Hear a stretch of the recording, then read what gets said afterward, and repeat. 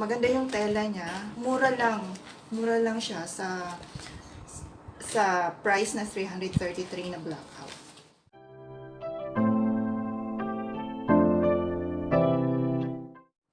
Hi fam! Hi today! Today is Thursday here in the Philippines. It's already 3 o'clock in the afternoon. So in this video, we are going to unbox and unpack. These are curtains that I bought from Shopee last October 10. They were on special, so I grabbed the chance to get them. So yeah, anyway, if you are new here and haven't subscribed me yet, please do so if you want to, and nice to meet you. And to all my returning subscribers or viewers, you know who you are. Thank you very much for watching me and always supporting me. So yeah, without further ado, let's get started!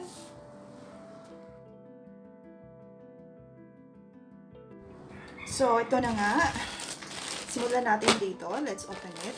I already spray them, pero isprayhan uli natin. Kahit kunti na lang. Ayan. Ito muna.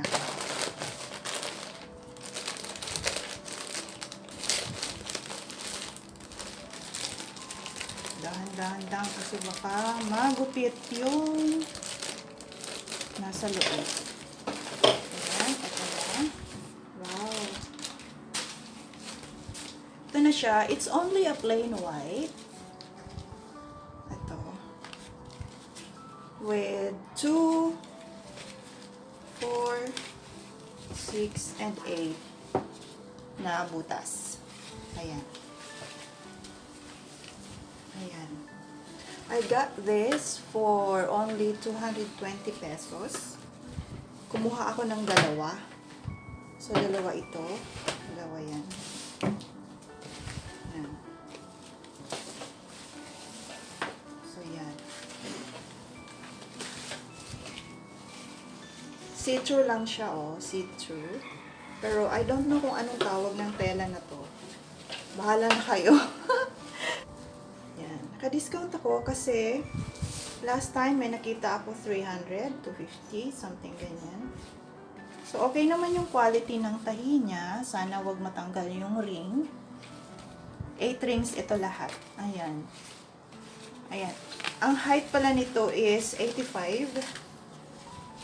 85 inches yung haba or yung height niya. Ayan, dalawa sila. Okay. And let's go ahead and open this one. Blackout ito.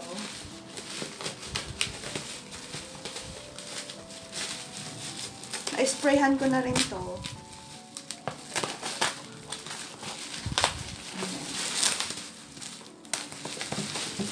Na-deliver to kagabi.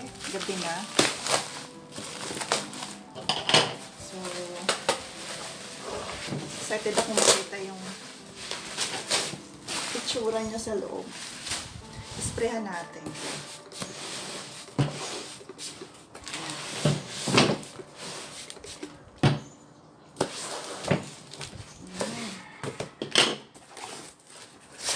Medyo mabigat siya kasi blackout curtain to eh.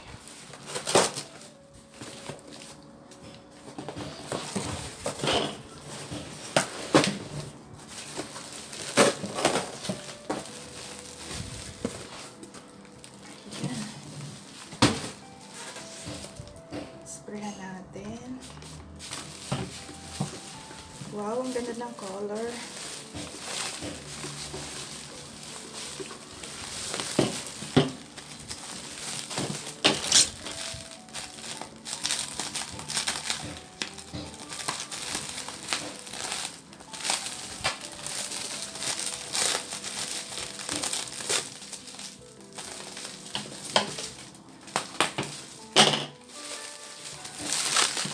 Ayan.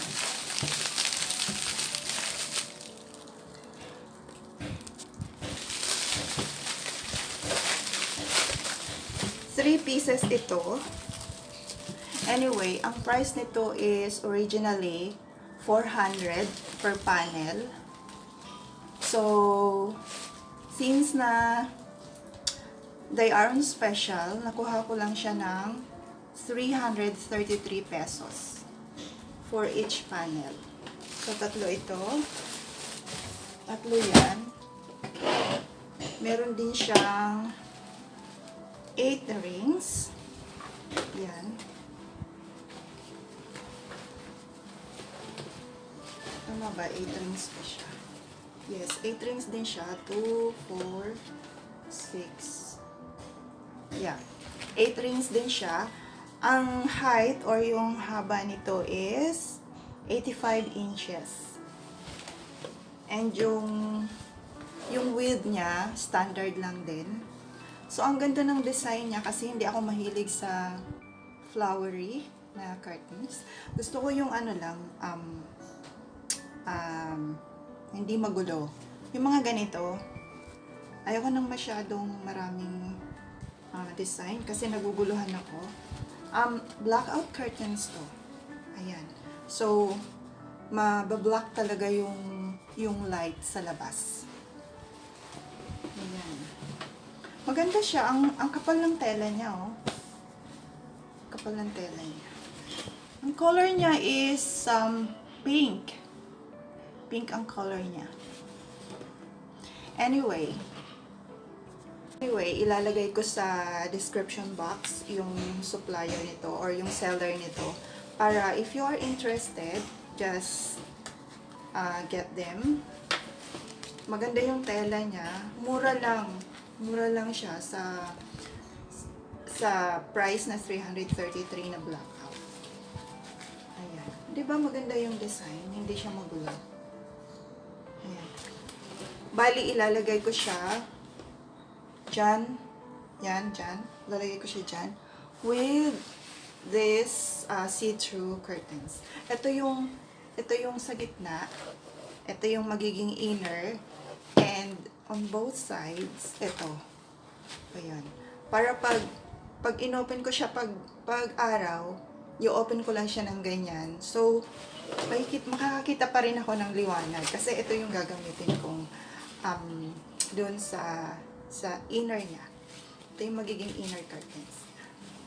So, yeah. That's it for now. Sana may natutunan kayo kahit konti.